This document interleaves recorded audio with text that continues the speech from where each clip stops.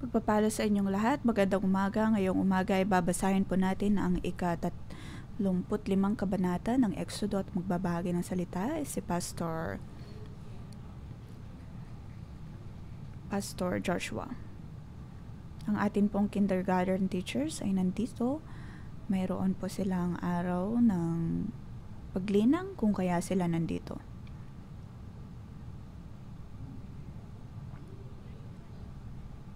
At pinagpala kayong lahat ngayong umaga dahil kayo ay kabahagi ng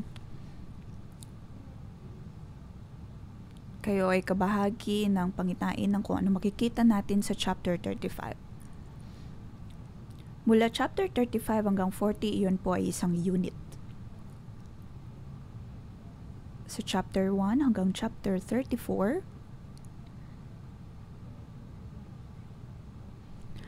iniayos na ng mga Israelita ang lahat dahil nais ng Diyos na manatili ang kanyang presensya sa kanila.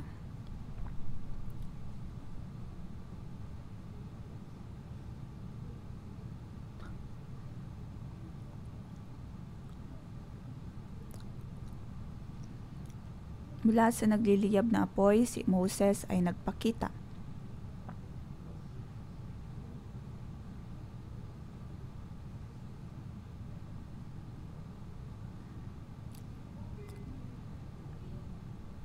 Pagkatapos sa chapter 3 hanggang 11,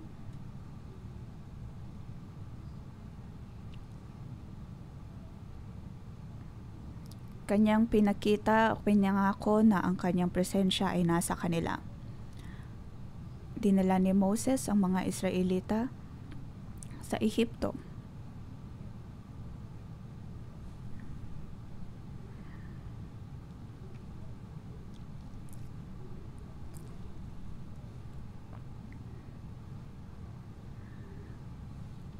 Sa paglakad ng mga Israelita at ang toldang tipanan ay nandoon,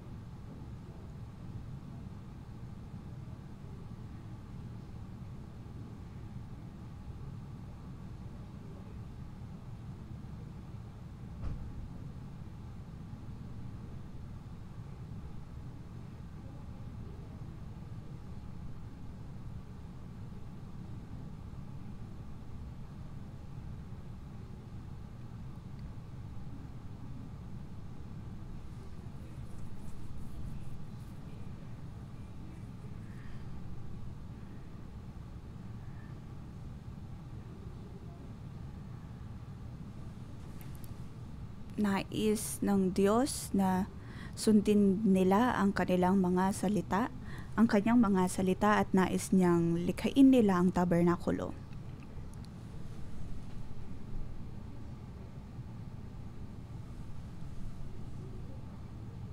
At si Moses ay naroon ng 40 araw at 40 gabi.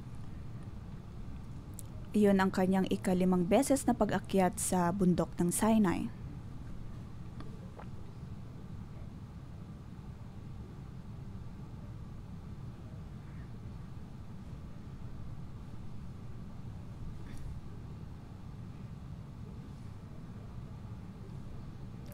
At pagkatapos ay kinuha ni Moses ang 2 tapyas ng bato.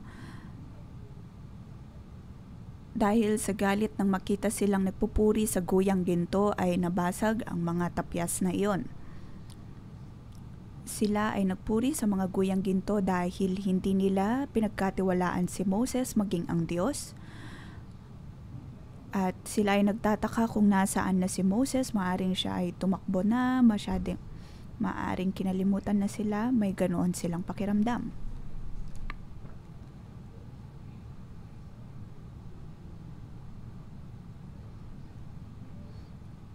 Marami silang mga iniisip. Ganun din po tayo ngayon. Pinagdududahan po natin ang ating mga otoridad, kinakatakutan po natin sila kung kaya mayroon tayong mga maliliit na drama sa atin pong isipan.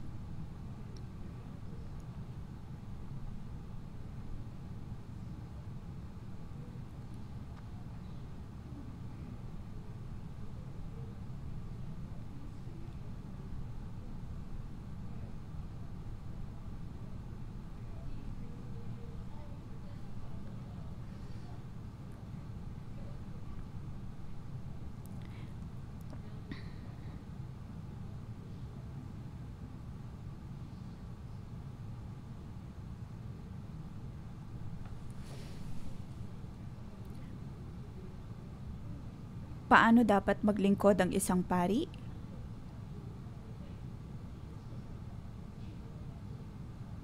Paano sila magiging pari? Yun ay dapat silang maging tapat sa pagsunod sa Diyos. Kung matatandaan po natin ay sa sobrang galit ng Diyos ay ninais niyang kalimutan na ang mga Israelita at hindi na sila sasamahan, ngunit si Moses ay tumandig at nanindigan bilang pari at tagapamagitan. Siya ay humingi ng tawad para sa kasalanan ng mga Israelita.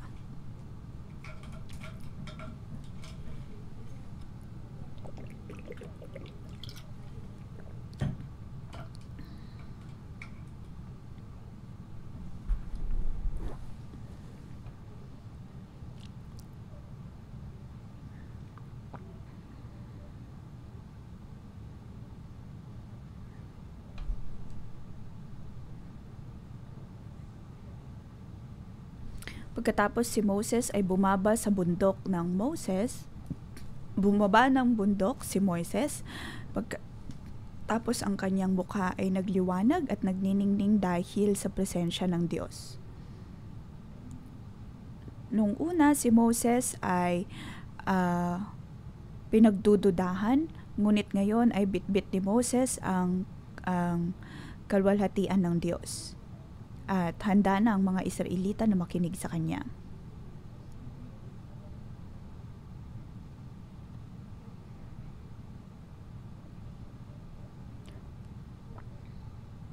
Tuwing kinakailangan ni Moses na makipag-usap sa mga tao, ay kinakailangan niyang isuot ang kailangan niyang magsuot ng tela dahil ganun kaningning ang kanyang mukha. Pagkatapos siya ay lalabas sa toldang tipanan. Sa paglilingkod ng pari sa ganitong paraan, hindi niya kalilimutan ang kanyang mga lingkod. Nang magkasalang mga Israelita, sila ay nakalimot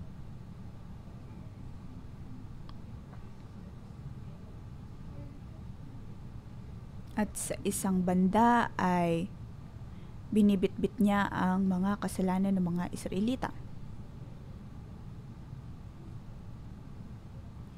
Ang pari ang siyang nagdadala sa presensya ng Diyos upang maranasan iyon ng mga tao.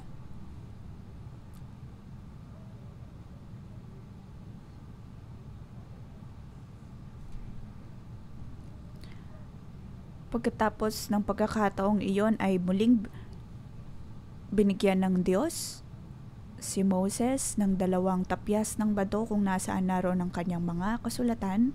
At sa pagbaba ni Moses ay nagningning ang kanyang mukha dahil sa kalwalhatian ng Diyos. Pagkatapos ang mga tao ay muling nagtiwala sa Diyos maging kay Moses.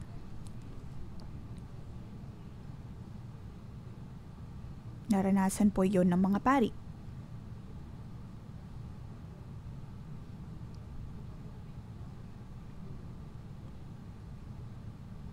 Ang lahat ay naging payapa mula sa pagkakataong iyon hanggang sa chapter 40.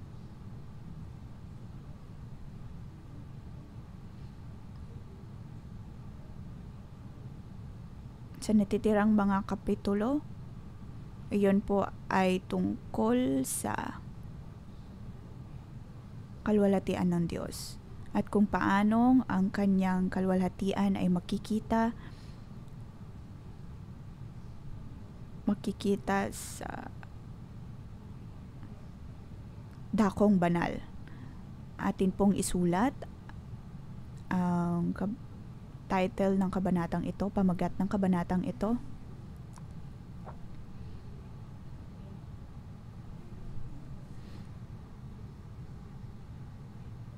Ang kabanatang ito ay tungkol po sa mga handog. Ano po ang nais sabihin ng banal na espiritu sa atin? Dapat po nating pangalagaan ang ilaw sa tabernakulo ng Diyos. Pagkatapos ay tanggapin ang kanyang mga salita, ang kanyang katotohanan. At habang bitbit ang mga katotohanan ito ay atin pong haharapin ng Diyos at ang kanyang presensya. Dadalhin po natin ang mga katotohanan ito sa ating buhay para mapamuhay ang mga ito.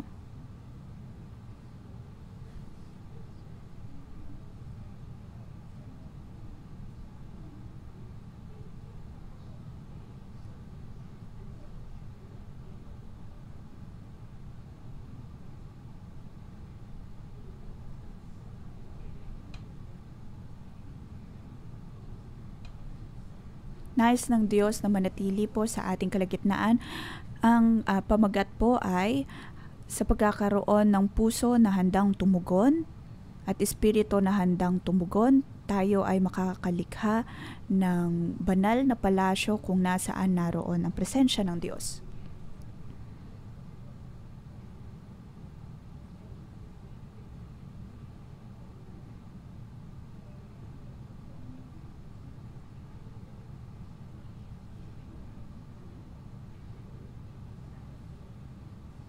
Ang presensya ng Diyos ay nasa tabernakulo at nasa dakong banal.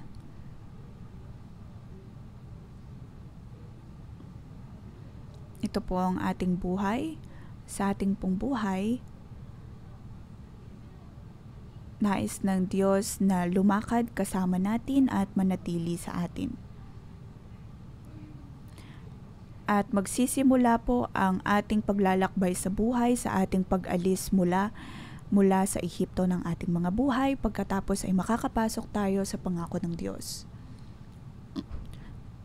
Sa dulo ng paglalakbay na ito, sa mga susunod pang mga kabanata, ang mga bahaging ito ay napakahalaga. Dahil ang mga pangyayari ay mas lalo pang magiging maganda. Sa ating pagpasok dito, sa ating pagpasok o kaya'y pag-alis sa Ehipto, sa ating paglakad sa kabanalan ay magiging mas payapa ang ating paglalakbay.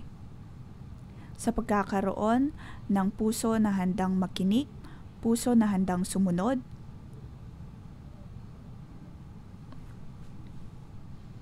tayo po ay magiging payapa.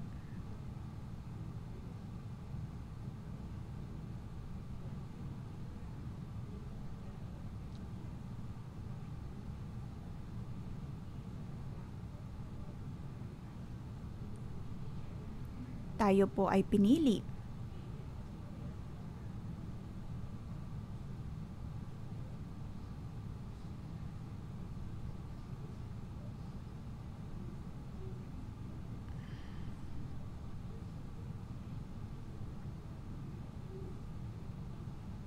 Tinawag ng Diyos ang mga Israelita.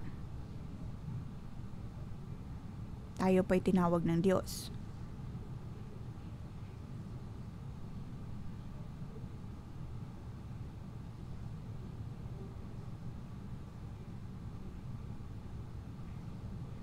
Aking pinagpapasalamat na pagkatapos ng ilang dekada ay umabot po tayo sa ganitong punto na matapos ang ilang taon ng pagkakaroon ng pang-umagang debosyon ay umabot na po tayo sa ganitong punto ng pag-aaral ng salita ng Diyos. Nais ko pong hatiin ang kabanatang ito sa 3 bahagi. Kung tutuusin ay aabot po sana ito sa 36 at 37.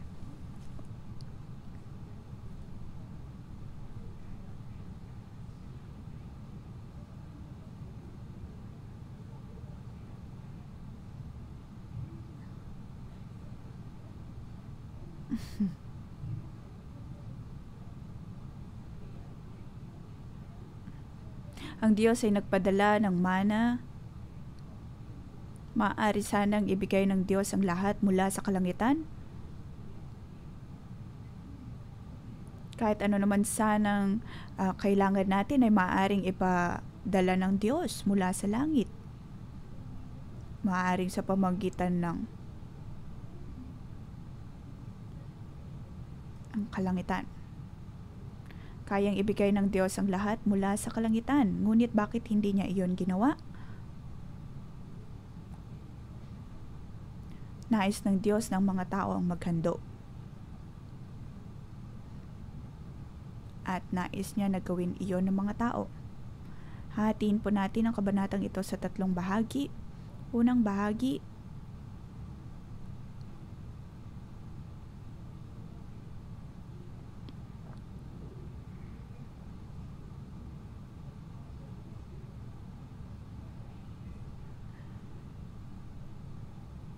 nabanggit muli ang pagkakaroon ng Sabat. Verse 1 hanggang 7.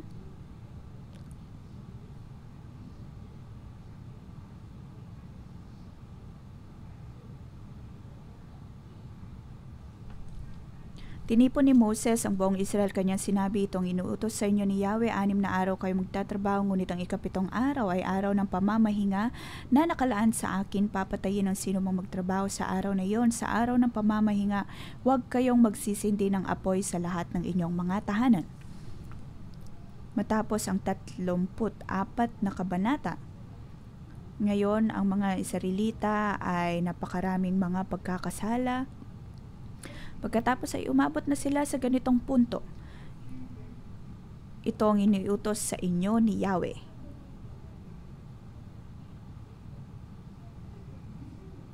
Itong mga utos ni Yahweh kung kaya dapat nila iyong gawin.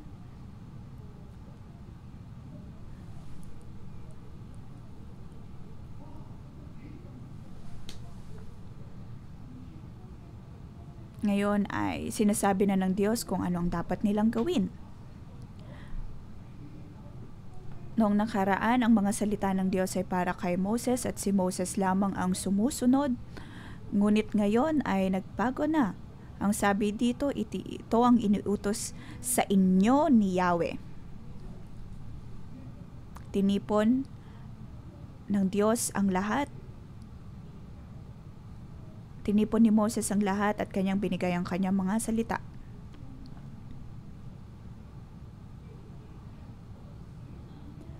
Ano ang pinakamahalagang bagay na dapat nilang gawin sa lahat ng mga kautusan ng Diyos?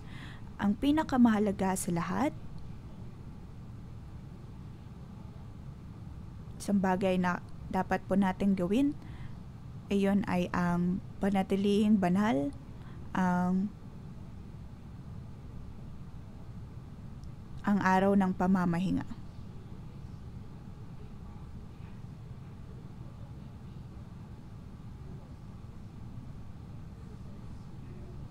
Ito po ang banal na araw ng Diyos. Iyon po ang ika-4 na utos ng Panginoon. At ito po ang ritmo ng pagkilos ng Diyos. Tulad ng Diyos, nilikha niya ang mundo sa loob ng 6 na araw at sa 7 araw ay siya ay nagpahinga. Sa verse 3, sa araw ng pamamahinga, huwag kayong magsisindi ng apoy sa lahat ng inyong mga tahanan. Ibig sabihin, walang magluluto sa kanilang mga bahay. Dahil Diyos ang magbibigay probisyon para sa kanila.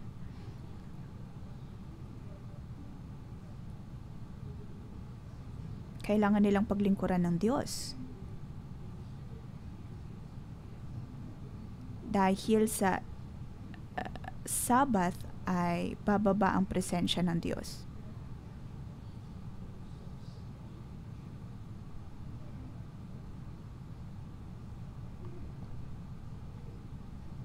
At ang Diyos ay namahinga sa araw na iyon. Iyon po ang ritmo ng paglilikha ng Diyos. Tayo po ay kinatawan ng Diyos sa lupa, kung kaya dapat din po natin itong gawin. Hindi lamang po tayo nilikha ng Diyos,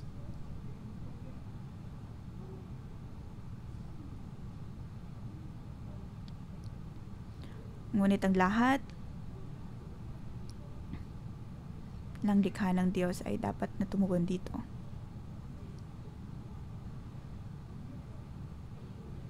Ito ang ritmo ng Diyos. Lahat po tayo ay dapat na sumunod sa ritmong ito. Dahil ito po ang paraan ng Diyos, lalo na sa Exodo chapter 35. Tayo po ang hinirang na pari ng Diyos.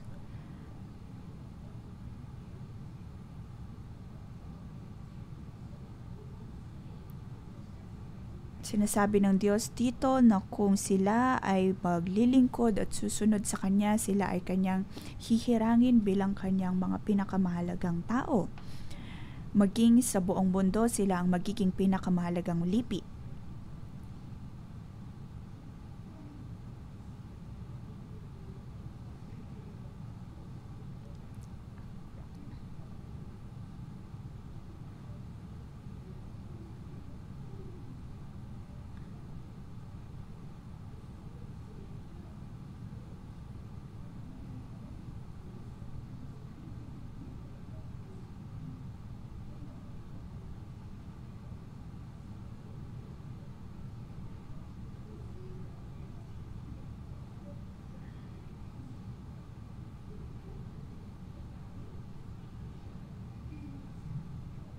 Kaya nga sa 1 Peter ay sinabi po doon na tayo ay tinawag, tayo ay pinili upang lumikha ng banal na tahanan ng Diyos kung saan mananatili doon ang presensya niya.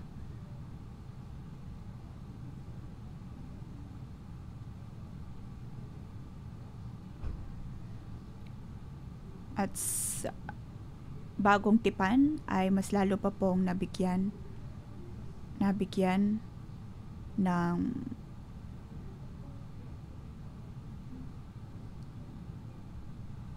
kahalagahan ang bagay na iyon.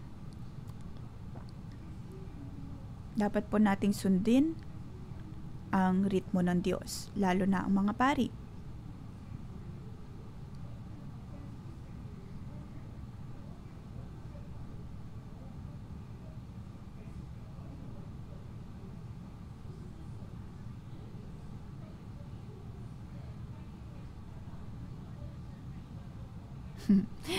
Tulad ko, tuwing linggo, tuwing ako ay nagtuturo ng linggo, ay lagi kong hindi ko sinasabi na, Panginoon, maglilingkod ako sa iyo bukas, ngunit sa susunod na araw ay dapat na magpahinga ako.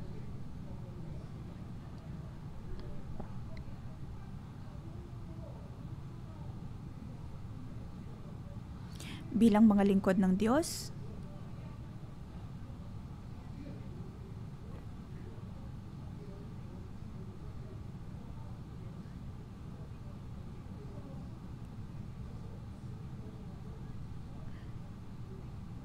huwag ninyong sabihin sa amin kung ilang araw dapat kami magtrabaho.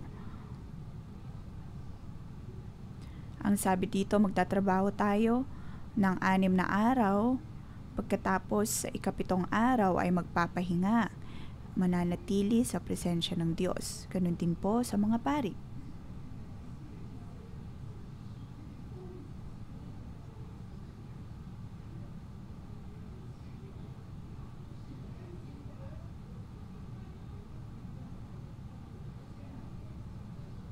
Lagi nating sinasabi na dapat tayong magpuri sa Diyos.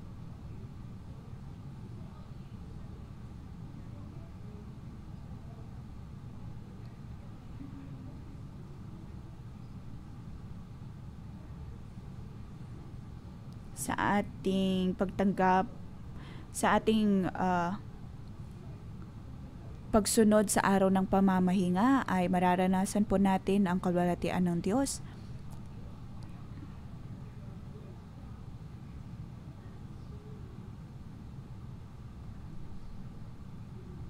Sa ikapitong araw ay dapat na alalahanin natin ang Diyos at tumulog sa Kanya.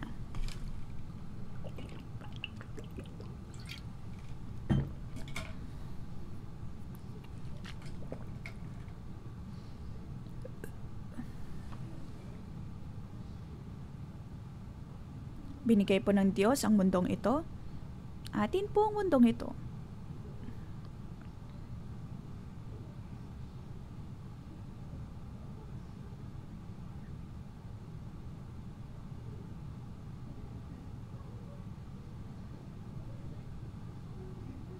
Dapat po tayong magpuri sa presensya ng Diyos.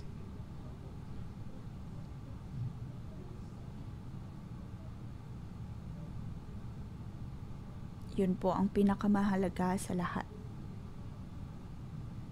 Ang magkaroon ng koneksyon sa Diyos. Tayo po ay hinirang na lingkod ng Panginoon. Siya ang ating Panginoon.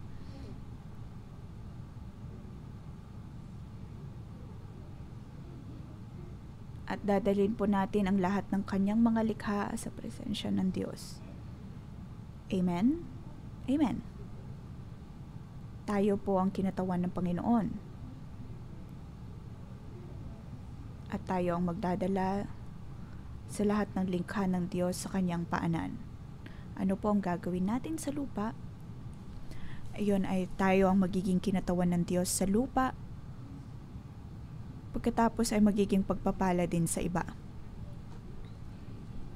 Kung tutusin ng mga lingkod ng Diyos, ang mga pari ay walang sariling kayamanan mula sa mundo. Dahil ang Diyos ang magbibigay ng lahat nating pangangailangan, ang Diyos ang ating mana, dakilang mana. Sasabi kayo ng amen, ngunit maaring hindi kayo naniniwala dito. Dahil mayroon din po tayong mga Ehipto sa ating mga puso. Naway tulungan po tayo ng Panginoon na maunawaan ito. Tayo ay lalago.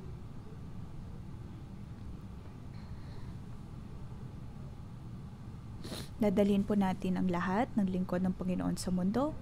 Nais kang bigyan ng Diyos ng maraming mga bagay, ng maraming mana, maging ang buong mundo ay nais niyang ibigay sa iyo. Ngunit nariyan kang mas pinanghahawakan ng mundo. Kung hindi mo iyan dadalhin sa Diyos ngayon, hindi ang Diyos ang mawawalan. Dahil bandang huli ang Diyos naman ang may-ari ng lahat ng bagay. Ngunit nais ng Diyos na ikaw ay maging bahagi nito. Dapat po nating pahalagahan ang araw ng pamamahinga.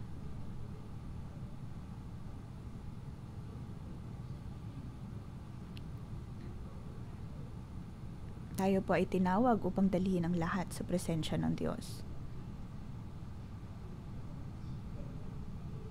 Sa 6 na araw ay magtatrabaho po tayo, pagkatapos ay mapapagod.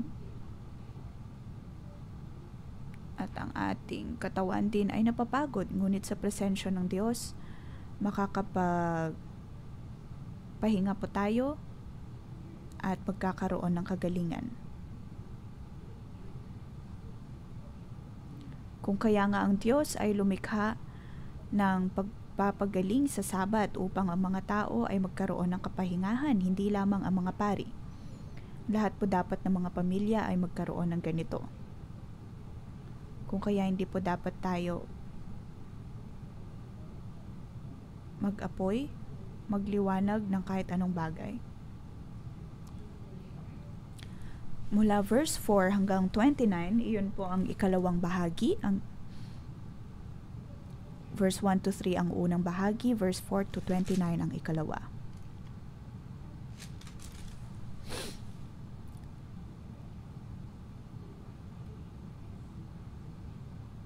Ang buong kongregasyon ay buong pusong naghandog sa Panginoon.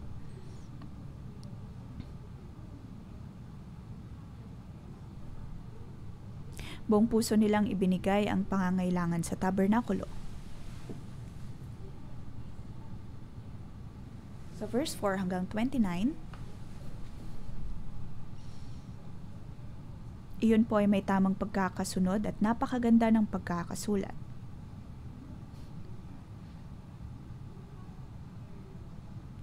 Unang bahagi ay ang pagkakatawag ni Moses.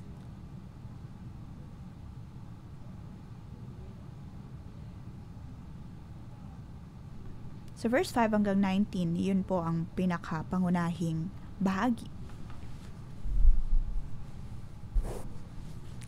Mula 20 hanggang 29, ang lahat ay naghandog. Ano ang pinakapunto po dito?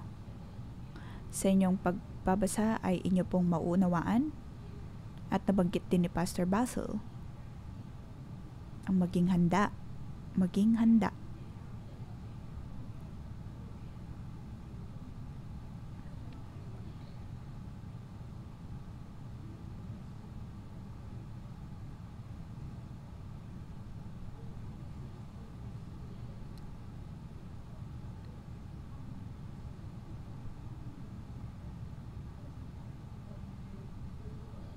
Matapos ang 34 na mga kabanata, ang mga Israelita ay handa na at sila ay sumunod.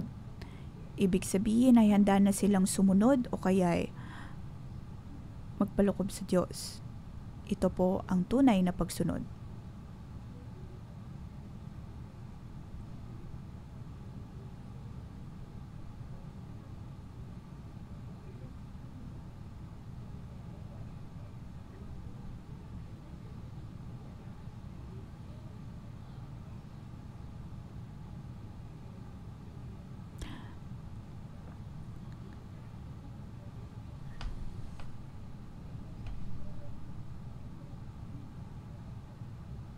Madalas ang tingin po natin sa pagsunod, lalo na sa ating ugnayan sa Diyos, ay susunod lamang tayo na wala na tayong maaring sabihin. Ngunit hindi po tayo katulong ng Diyos o kaya basta-basta na lamang susunod. Halimbawa, pagdating kay Joey ay mayroon siyang 2 anak, maaaring may mga nais siyang sabihin na o kaya nais nilang gawin, ngunit hindi sila na nakikinig. Ngunit ano ang dapat na gawin sa ganitong mga sitwasyon? Pagdating sa tamang pagsunod, hindi po dapat tayo basta-basta na lamang pumuputol ng relasyon.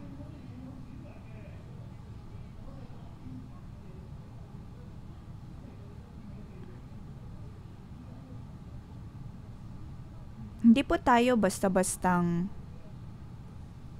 pinipilit ng Diyos na sumunod sa Kanya.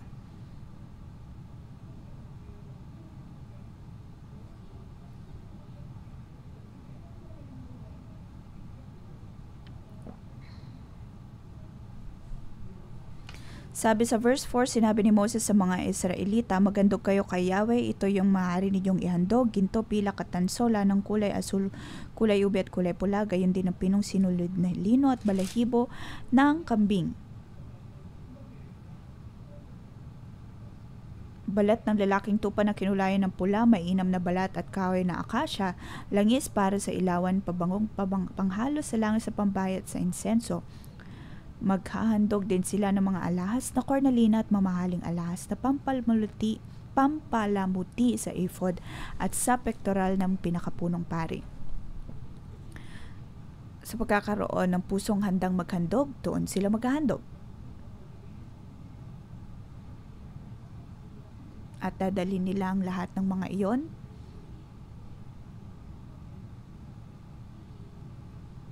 una ay magbibigay sila ng mga handog. Iyon ang unang pagtawag, ang magbigay ng mga handog.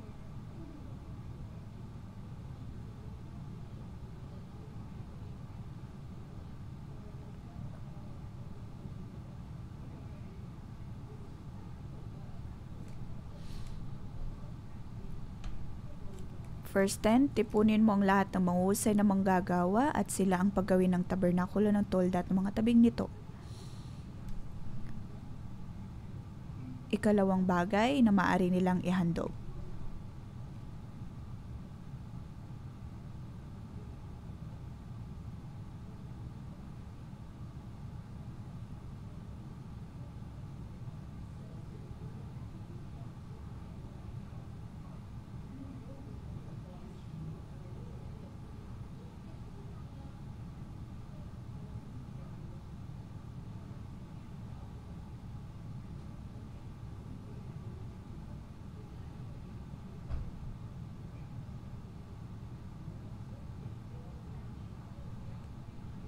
Ang Diyos ay hindi lamang nagpadala ng mga bagay-bagay mula sa kalangitan.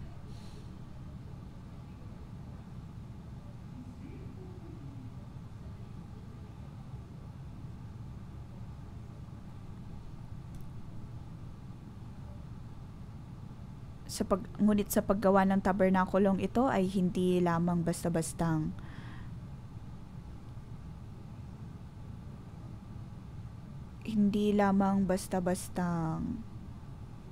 pinadala ng Diyos ang lahat mula sa kalangitan, ngunit ninais niya magkaroon din ng bahagi ang mga tao sa kanilang paghahandog at paglilingkod.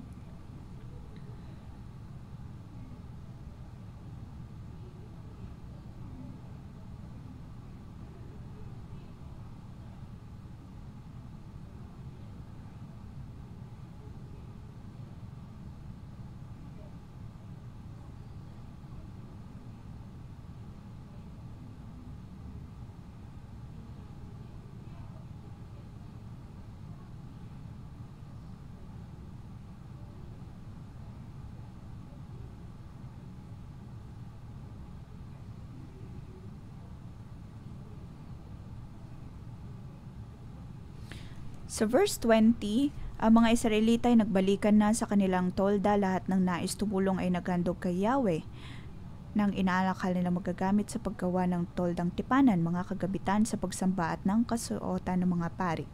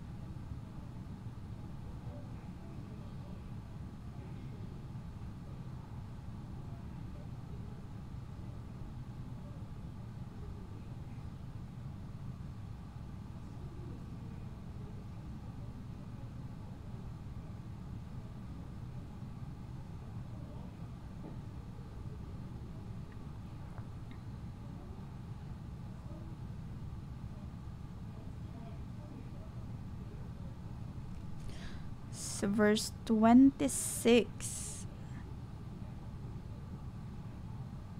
dito nabanggit ang mga dinala ng mga Israelito sa handog.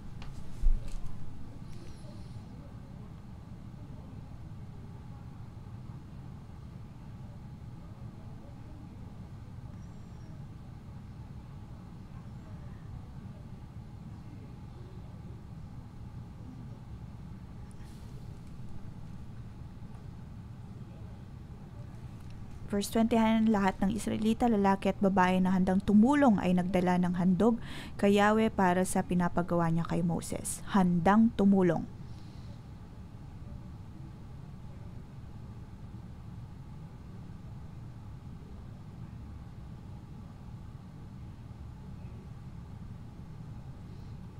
Dito makikita natin ang mga Israelita ay handa ng tumugon. Ikatlo ay verse 30 hanggang sa dulo.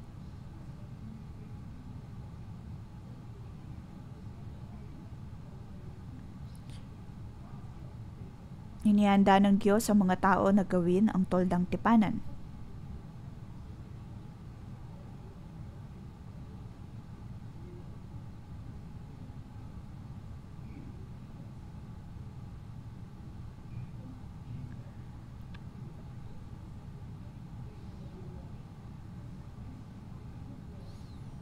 Bakit hindi na lamang ibinigay ng Diyos ang lahat ng kanilang kailangan mula sa kalangitan? Dahil iyon naman ay kanyang magiging tahanan kung saan ang presensya niya ay mananahan.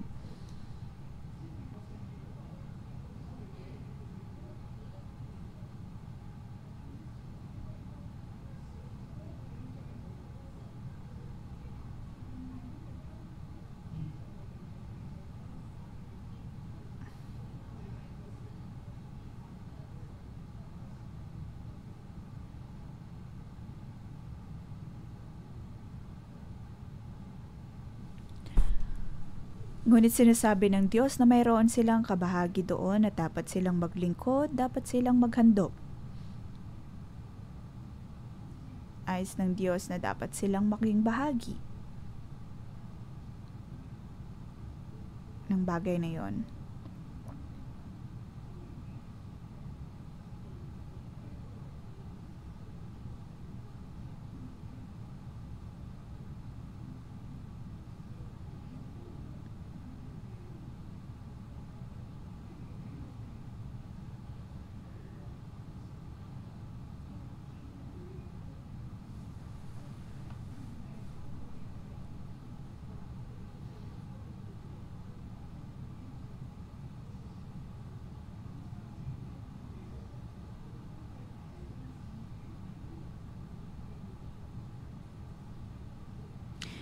Inihandog ng mga Israelita ang kanilang mga alahas, ang kanilang mga kakayahan upang magawa ang toldang tipanan.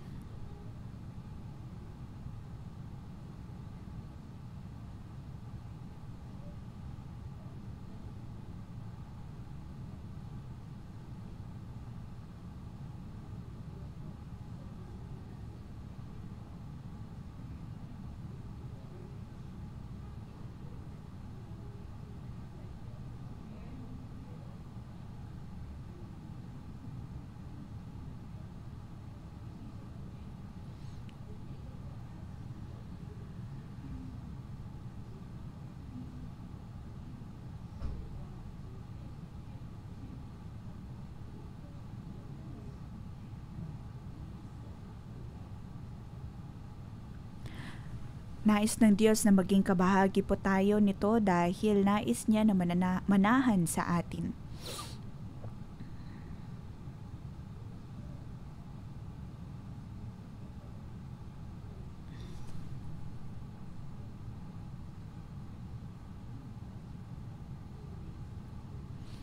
Sa ating paglilingkod,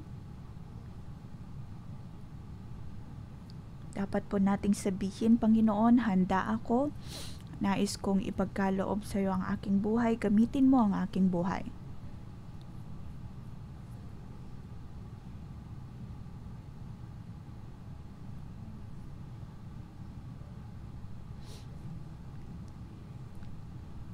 Tayo po ay nais na gamitin ng Diyos.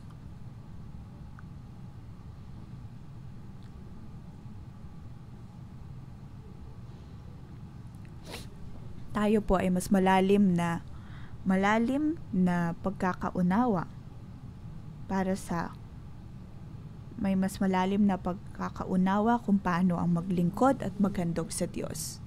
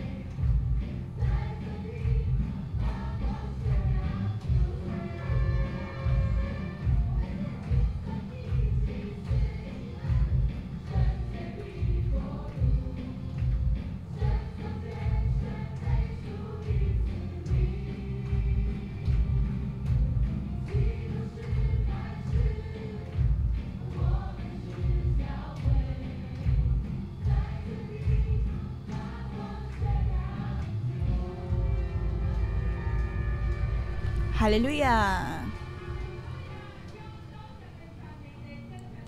Panginoon, pinupuri ka namin at pinapasalamatan dahil sa iyong pagkakatawag, kami ay iyong naging mga Levita, naging iyong mga lingkod. At sa iyong tahanan ay mayroon kaming bahagi. Sa iyong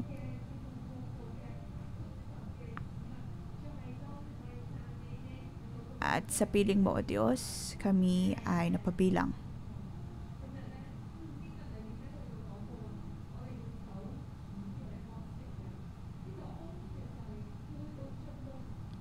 Dito ay sinabi po na sundin natin ang araw ng pamamahinga.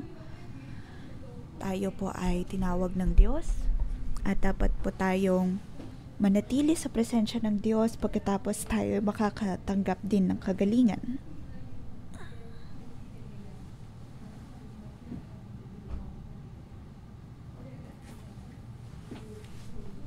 Bilang mga pari, tayo ay madalas na abala tuwing linggo.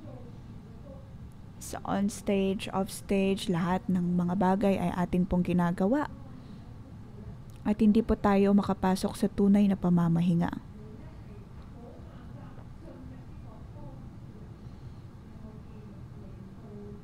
Tuwing Sabado at Linggo, tayo po ay pinakaabala at hindi po tayo makapasok sa tunay na diwa ng pamamahinga. Muli ay atin pong ihandog ang ating sarili sa Panginoon. Tanggalin ang masyadong pagiging abala.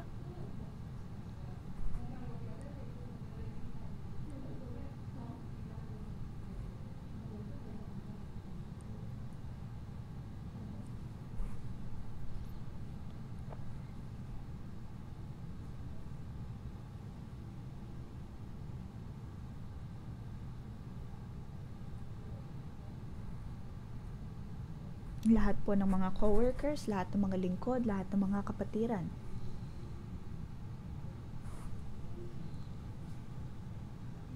Totoo na dapat nating sundin ang araw ng pamahinga. Ngunit sa pagsunod nito, ano ang dapat nating gawin?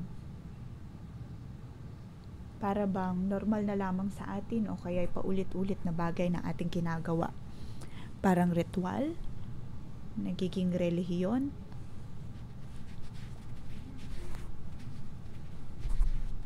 Ngunit sa ating pagpupuri sa Diyos, ano ang laman ng ating puso?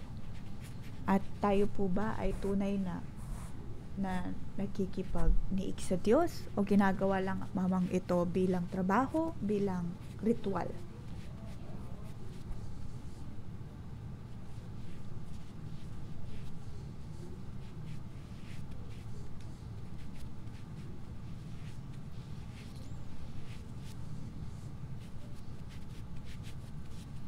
Ngunit hindi, tuwing tayo ay dumudulong sa Diyos, ang ating kinakatagpo ay ang Panginoon. Dapat nating madinig kung ano ang nais ng Diyos na sabihin sa atin. At kung kayo ay nakikinig online, dapat po kayong magkaroon ng connection sa Diyos.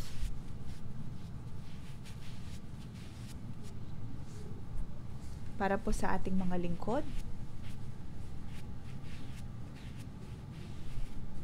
mabilis po tayong mahulog sa patibong na tuwing linggo ay tinitingnan lamang po natin ang paglilingkod bilang pagtatrabaho. Walang pagpapahingang nagaganap. Pagkatapos tayo ay mapapagod. Naway patawarin po tayo ng Diyos, humingi tayo ng habag mula sa Panginoon. Dapat po tayong makipag-ugnayan sa Panginoon tuwing Sabat.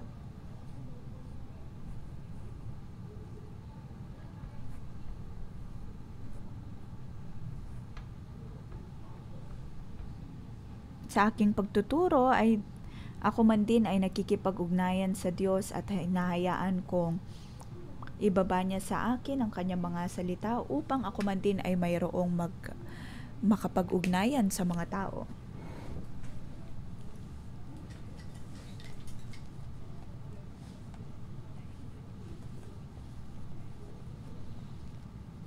Madalas ang tingin po natin sa linggo ay araw pa rin ng pagtatrabaho. Ngunit naway humingi tayo ng tawad sa Diyos at ng magbago. Tayo po ay manalangin, online man o on-site, atin pong ipikit ang ating mga mata.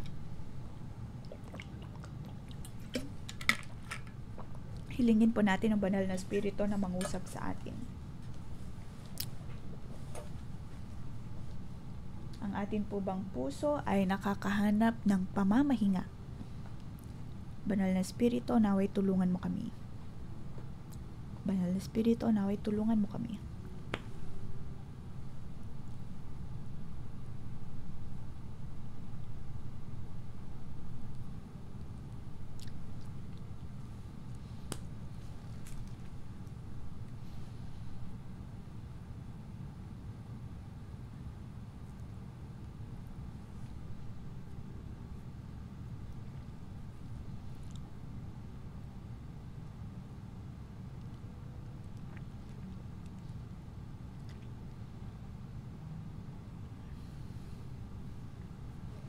Banal na Espiritu, kami ay dumudulog sa iyo.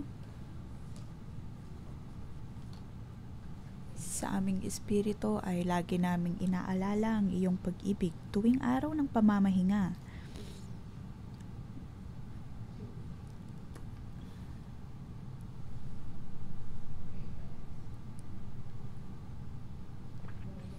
Nais naming tunay na madama na ito ay araw ng pamamahinga.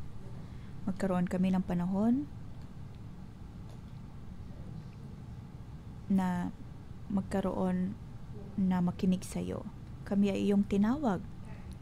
Kami ang magiging tagapamagitan. Hindi dapat kami nagmamadali.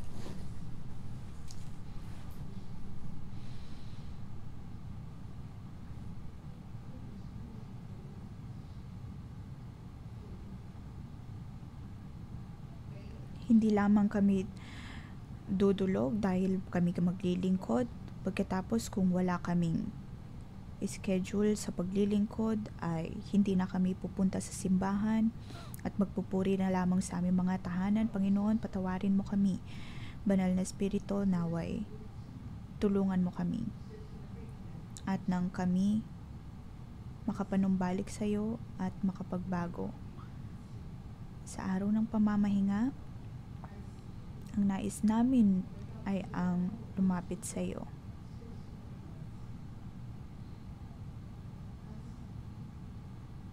Nais namin makipag-ugnayan sa Diyos na labis na nagmamahal sa amin.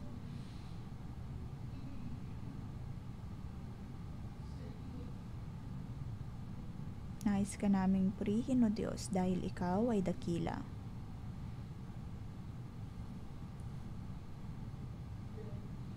Panginoon, pinapasalamatan ka namin.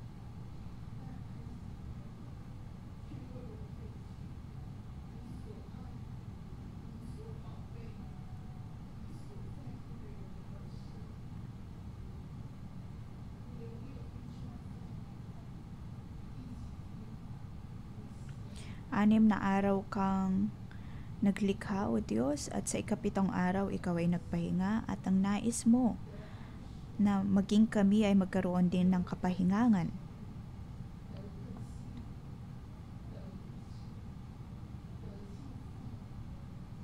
At mapabago.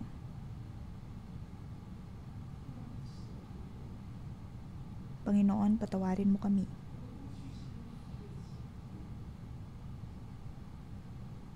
Noong nakaraan, kami ay ignorante. Ngunit Panginoon, kami ay nagpapasalamat dahil muli ay pinaalalahanan mo kami na ang aming buhay ay maaaring magbago. Sa aming pagdulog sa iyo tuwing linggo,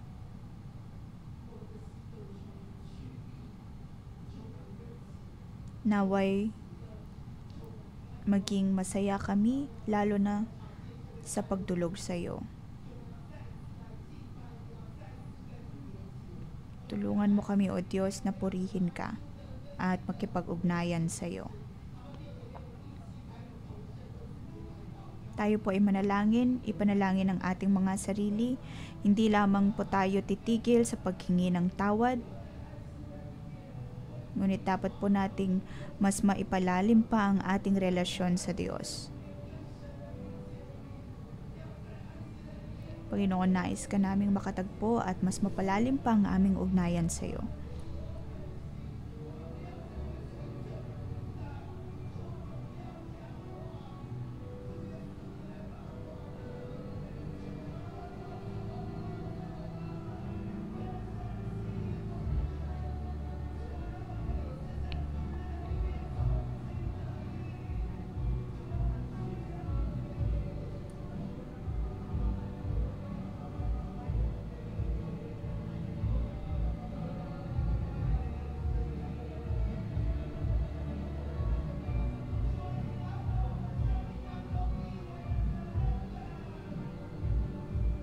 Panginoon, tanggalin mo ang labis na pagkakaabala sa amin.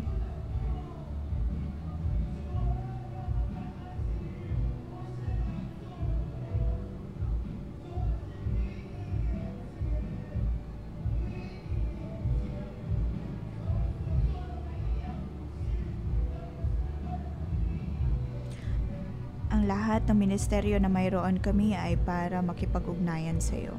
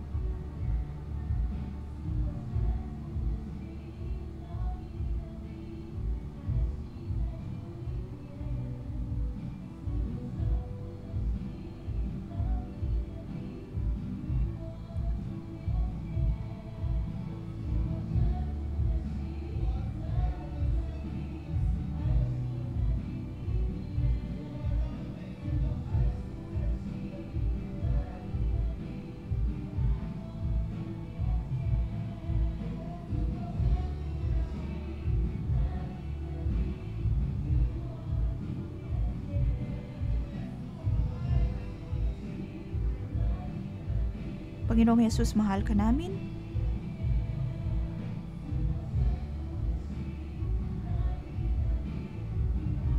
Ang nais namin ay ang malala ang iyong araw ng pamamahinga.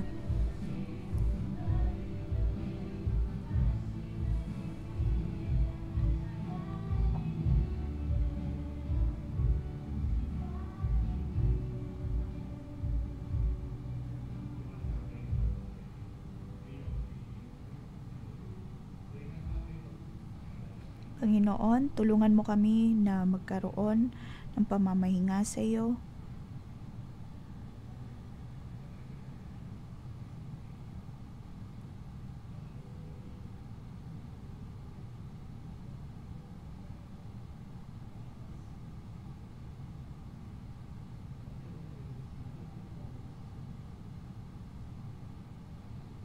Maaring may mga bagay na nais ninyong ihandog sa inyo sa Diyos, ang inyong oras, ang inyong kayamanan.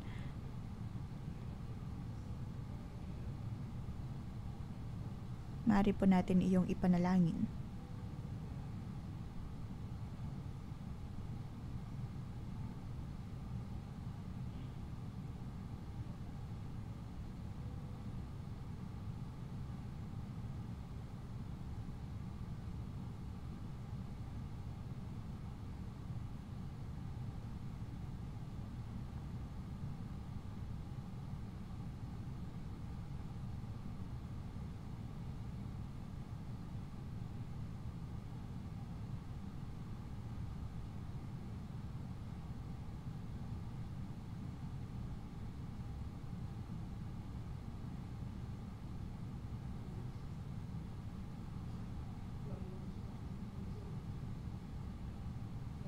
Panginoon, maraming salamat.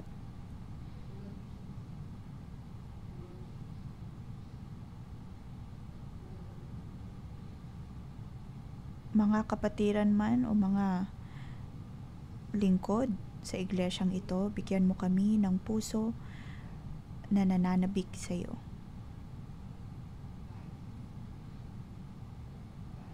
Mga taong handa na malikha ang iyong tabernakulo.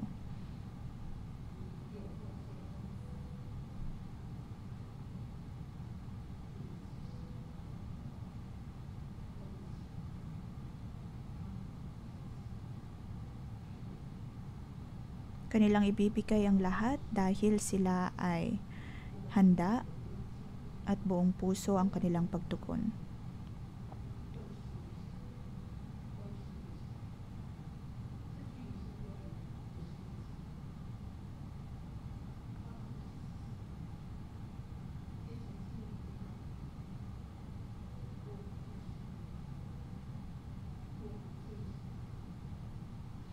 Tayo po ang tabernakulo, tayo ang templo ng Diyos.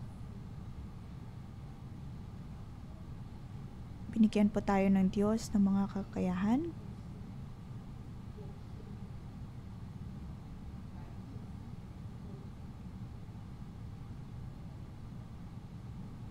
Binigyan tayo ng Diyos ng mga kakayahan na maaari nating magamit. Diyos amang nasa langit, napakarami pong mga bagay sa aming buhay na kami ay natatakot, napakababa ng aming tingin sa aming sarili, baluktot ang aming pag-iisip, napakaraming mga bagay na iniisip bilang drama sa aming kaisipan.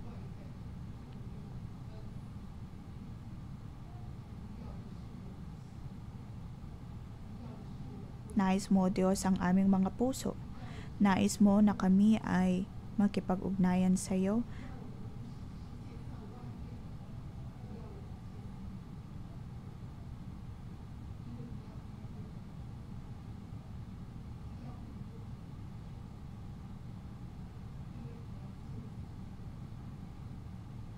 Panginoon, ang nais mo ay ang mapalaki kami.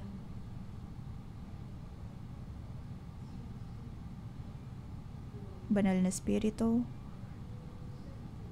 ikaw ay aming tinatanggap. Banal na Espiritu, manahan ka sa amin. Naway manatili ka sa aming mga buhay. Aming binubuksan ang aming buhay sa iyo. Naway malaya kang kumilos sa aming mga buhay.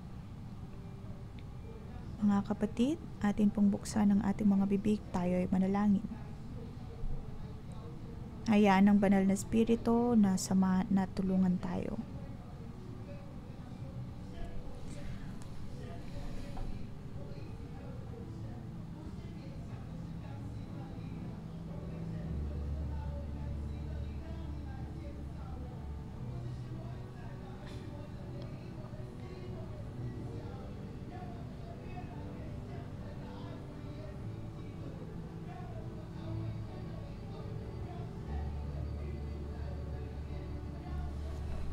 Naway manatili ang banal na Espiritu sa atin at nang makakilos ng malaya ang banal na Espiritu sa atin.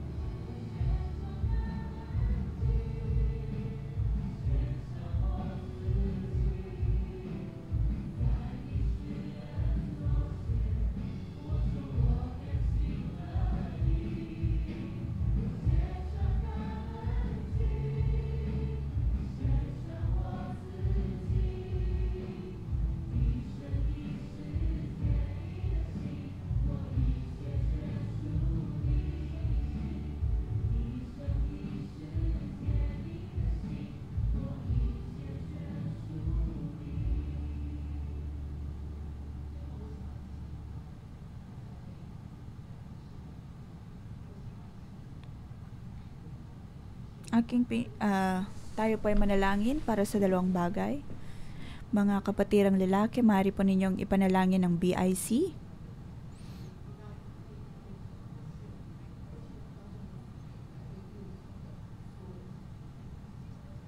At para sa mga kapatirang babae, ay maaari po nating ipanalangin ang mga cell leader sa 611.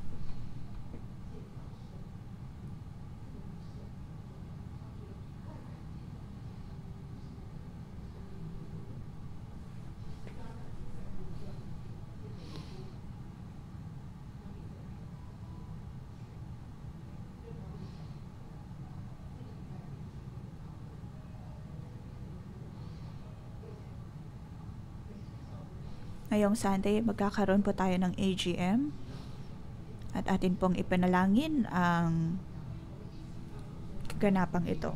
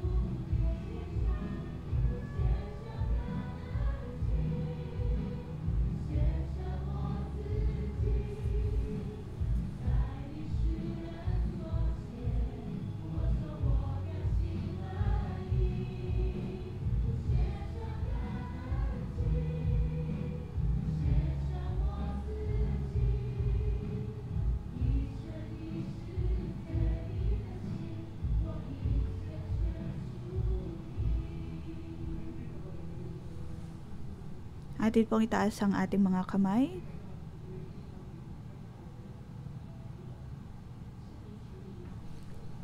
Banal na Espiritu, naway hatid mo sa amin ang kaligayahan na makukuha sa kaligtasan. Sa pagtanggap namin ng kaligtasan, kami ay nagpupuri, kami ay nagpapasalamat. Panginoon, bigyan mo kami ng puso na handang sumunod upang tulungan kami. Hindi lamang kami magdiriwang dahil sa kaligtasan na aming natatanggap. Ngunit narito kaming maglilingkod sa iyo at ibinibigay ang aming sarili sa iyo. Pera, kayamanan, ang aming mga sarili para maglingkod, para magtayo ng iglesia. Tulungan mo ang bawat isa, O Diyos, na manindigan. Sa iyong araw ng pamamahinga, kami ay magpupuri sa iyo at hindi lamang magtatrabaho. Kami ay narito upang makausap ka, makasama ka. Baguhin mo, O Diyos, ang aming pag-iisip. Banal na Espiritu, naway kumilos ka sa aming kalagitnaan.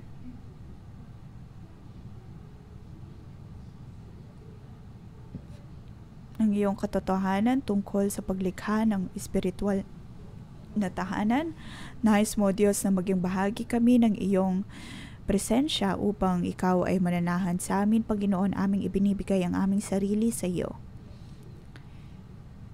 Bigyan mo kami ng masayang espiritu, handang espiritu na tumugon sa ngalan ng Panginoong Hesus. Naway ang banal na espiritu ay manatili sa ating mga puso, magkaroon ng puso na handang tumugon, spirito na handang tumugon.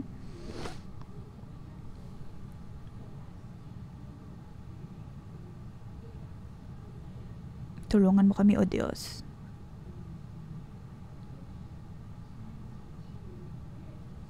Naway bigyan po tayo ng Diyos ng kapayapaan. Kahit anumang mga bagay na ating kailangan, ng Diyos ang magkakaloob. Sa ngalan ng Panginoong Yesus ay pinagpapala ko kayong lahat. Sa ngalan ni Yesus, Amen. Dito po nagtatapos